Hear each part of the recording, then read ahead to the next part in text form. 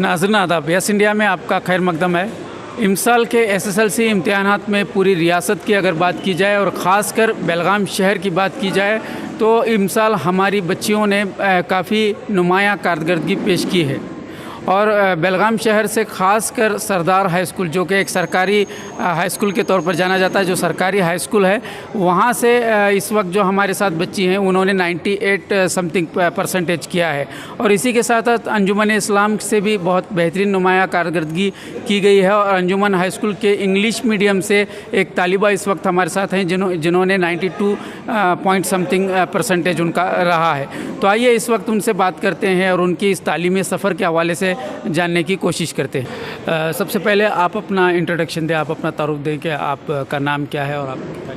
मेरा नाम साबरीन परवीन इजहार अंसारी है। मैं गवर्नमेंट सदर हाई स्कूल से हूँ। तो इस साल आपका परसेंटेज कितना रहा? मेरा इस साल परसेंटेज 98.24 था। अच्छा, तो इसके लिए किस तरह से आपने तैयारी की थी? आपको इतना होप था कि आप इतना कर सकेंगी या फिर इसमें मुझे इतना ज़्यादा तो नहीं था, लेकिन मैं मेहनत बहुत की थी। 95% करने का सोची थी। बहुत मेहनत की थी मैं। 9th से ही मैं 10th की तैयारी करती रही और लगातार मेहनत की मैं कभी। तो अभी इस वक्त जितना परसेंटेज हुआ है उससे आप बहुत ज़्यादा खुश हैं? बहुत ज़्यादा खुश हूँ, बहुत ज़्यादा। इतना सोची नहीं थी ना। जी। आपके पेरेंट्स? अम्मी अब्बू भी बहुत खुश हुए घर में। आप अपने फ्यूचर को लेकर क्या सोच रही हैं कि इतना अच्छा परसेंटेज हुआ है तो क्या करना चाहती हैं? मैं कुछ तो भी बनना चाहती हूँ। मैं आगे मेडिकल स्टूडेंट बनना चाहती हूँ, MBBS का सोच रही हूँ।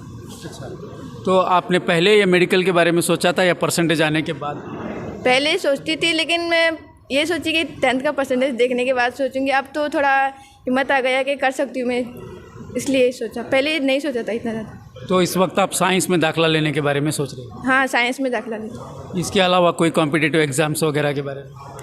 इसके अलावा कॉम्पिटिटिव एग्ज़ाम मैंने इसके पहले एक NMMS की एग्ज़ाम दी थी। NTSC भी हमारी होने वाली है शायद, बोल रहे थे सर। और नीट एग्ज़ाम की भी तैयारी करने की कोशिश करें। नीट एग्ज़ाम की तैयारी कर रही हूँ।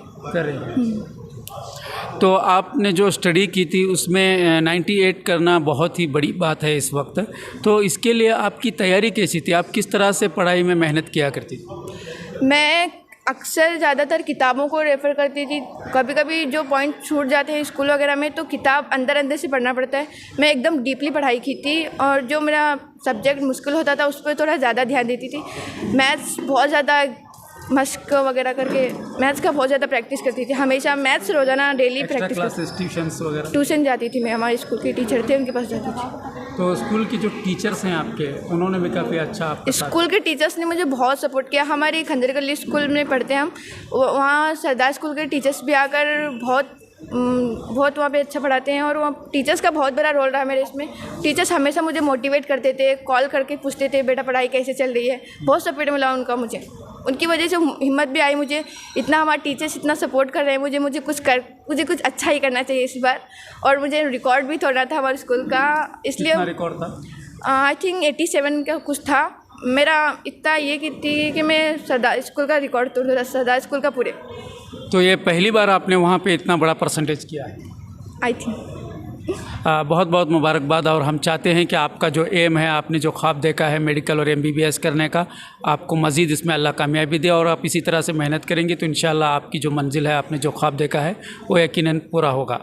तो आइए इसके साथ आप अपना इंट्रोडक्शन दें, आप अपना तारुफ बताएं और आप अपनी हाई स्कूल का नाम भी बताएं। अस्सलाम वालेकुम रहमतुल्लाहि वबरकातुहू। My name is Malika Qadri. I am studying in Anjuman English medium date palm high school. आपने जो परसेंटेज किया वो कितना रहा है? 92.96 किया है। 92.96 किया है। तो ये आप ही का यहाँ पर हाईएस्ट? हाँ, हमारी अंजुमन की हिस्ट्री में फ़र्स्ट टाइम हुआ है कि 90 अबव हुआ है। मेरे साथ मेरी एक फ्रेंड है, उसका आया है 98%। अच्छा, तो आप अभी बहुत बेहतरीन परफॉर्मेंस आपका रहा है। और जैसा कि आपने कहा कि अंजुमन की इंग्लिश मीडियम हाई स्कूल में ये पहला आपने रिकॉर्ड तोड़ा है, तो इस रिकॉर्ड तोड़ने के बाद, इतना अच्छा परसेंटेज करने के बाद आप क्या महसूस कर रहे हैं? कैसी खुशी महसूस हो रही है? बहुत खुशी हो रही है, गर्व महसूस होता है। अपने पेरेंट्स का एक प्राउड फीलिंग आती है और हमारे स्कूल का नाम रोशन हुआ है। आपके पेरेंट्स क्या फील कर रहे हैं? मेरे पेरेंट्स मुझ पर बहुत प्राउड फील कर रहे हैं क्योंकि हमारी फैमिली में अभी तक इतना बच्चा नहीं लेकर आया। इतना बिना ट्यूशन के पढ़ना बहुत बड़ी बात है। तो आपने क्या मेहनत की थी इसके लिए ख़ास तौर से? ख़ास तौर से मैंने सिर्फ टेक्स्ट बुक ही पढ़ी है, रेफ़र किए हैं। ज़्यादा से ज़्यादा डीपली लेसन्स पर ज़्यादा फोकस किया है। हर बार लेसन 3 या 6 बार पढ़ती थी, तब जाके इतना डीपली पढ़ सकते थे। और जो इम्पोर्टेंट पॉइंट्स हैं उनको अंडरलाइन करके उनकी सेपरेट बुक्स बनाती थी। सुबह फजर से पढ़ती थी मैं। और टीचर्स का कैसा सपोर्ट रहा? टीचर्स बहुत अच्छा पढ़ाते थे, बहुत सपोर्ट करते थे कि इतना हिम्मत अफजाई करते थे कि तुम कर सकती हो। उनके मोटिवेशन से मुझे आज इतनी हासिल मिला है। तो अभी आप इतना अच्छा परसेंटेज करने के बाद फ्यूचर के लिए क्या सोच रहे हैं, किस फील्ड को चूज़ करने के बारे में सोच रहे हैं? मैंने साइंस फील्ड सेलेक्ट किया है और नीट एग्ज़ाम बैठने की मेरी ख्वाहिश है और मैं इंशाल्लाह इसे ज़रूर पूरा करूँगी और एक MBBS की सीट हासिल कर लूँगी। अच्छा, तो आप दोनों ही डॉक्टर बनने का ख्वाब देख रहे हैं। तो आपके जो टीचर्स रहे वहाँ इस वक्त आप परसेंटेज के बाद उनका क्या रिस्पांस रहा? टीचर्स तो बहुत खुश है, सब लोगों ने शाबाशी दी, बहुत अच्छा, इसी तरह से आगे करती है और हिम्मत अफजाई की। तो अभी जो आपके बाद जो नई जनरेशन आने वाली है, जो अगले साल जो SSLC के इम्तिहान देने हैं, उनके लिए आप कोई एक मैसेज देना चाहिए? मैं कहना चाहती हूँ कि self study is the best for SSLC students. हम ट्यूशन जाते हैं लेकिन उसमें हमें उतना टाइम नहीं मिलता जितना हम डीपली जा सकते हैं।